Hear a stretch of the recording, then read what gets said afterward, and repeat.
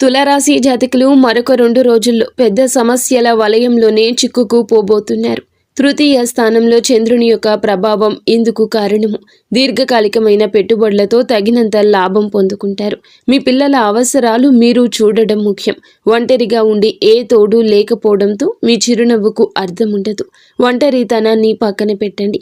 నలుగురితో కలిసే ప్రయత్నం చేయండి. ఏ నిర్ణయమైనా కుటుంబ సభ్యుల సలహాతో మాత్రమే తీసుకోండి.